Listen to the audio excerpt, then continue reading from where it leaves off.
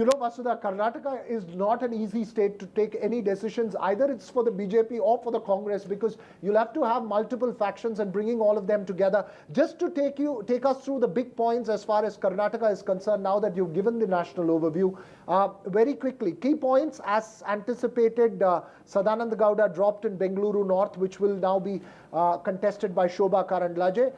As you pointed out, another strong Vokaliga leader. Remember, that's a seat where the JDS-BJP alliance is supposed to really prove itself. The Congress wants to put up, most likely the Congress will be putting up Rajiv Gowda there in Bengaluru North. You're talking of Mysuru seat, where you're saying Pratap Simha has been dropped to give space to the Maharaja of Mysore, two-time MP there. Remember, his office was the one which had issued tickets to those who had breached parliament, and that controversy as well. Uttar Kannada MP, you're saying amongst the list that you have, Anant Kumar Hegde, name not there in that list. So that's another important name. Remember, six-time MP there, Vasudha, who's won that seat from 1996 and 1998, except in 1999 when Margaret Alva won that, rested that seat. Otherwise, six-time MP whose name not there, obviously for controversial remarks. And then you're saying there were questions about Jagdish Shettar as well in Belgavi. So just give us a quick sense of the number of seats that's been announced as far as Karnataka is concerned, and as well as what you're picking up in terms of Telangana as well.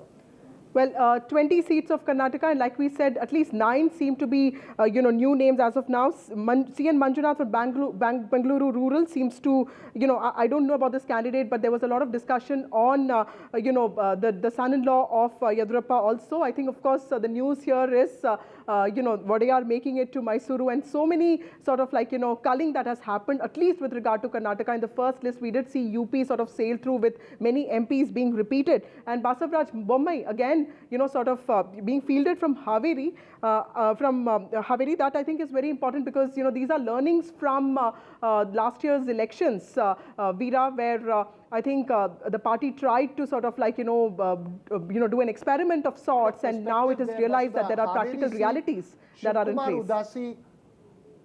No, just to add perspective, you were mentioning about the Haveri seat there. Shivkumar Udasi, who is the sitting MP there, apparently declined to contest. There was a lot of sitting MPs who had also decided not to contest. Age was a factor, for instance, in the case of, let's say, Bacche Gowda, MPs like Bacche Gowda and others. Age was also a major factor as far as the BJP was picking up. Give us a sense of specific names like that of, talking from the national point of view in terms of the other big names that you've picked up from states like, let's say, Bihar. We were expecting about 150 names to be announced, but we've got 79 now as part of the second list. Would that be right? Yes, that is true. What I understand is that Bihar was also supposed to be announced, but there are, wide negotiations happening. We know that Chirag Paswan is talking to Mr. Nadda, and, those conversations are still on. So Bihar does not figure on this list.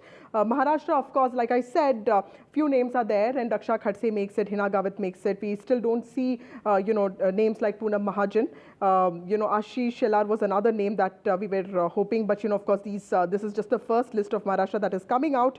Bharti Pawar, who is an MOS Health, she has also made it. Piyush Goyal is, of course, the most important name here, because he is yet another minister who will be sort of campaigning and contesting from a high-profile seat of, and the BJP really tried very hard to get this seat for him, because apart from Mumbai North, Thane and Ramtek, which is near Nagpur, these were the 3 seats which were sort of, in fight and contest between Eknath Shinde-led Shiv Sena and also BJP. So this is something that the party has gotten. And of course, Maharashtra is also important because assembly elections are also coming up in a few months from now.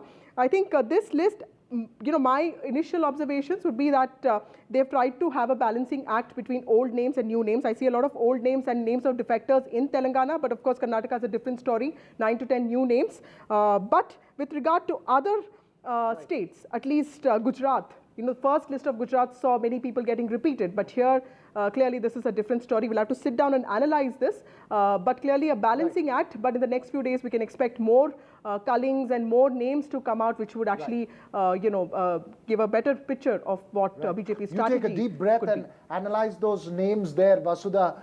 We'll keep a close track of that, and we'll look at those names that are coming out. We'll take a very short break here on the show.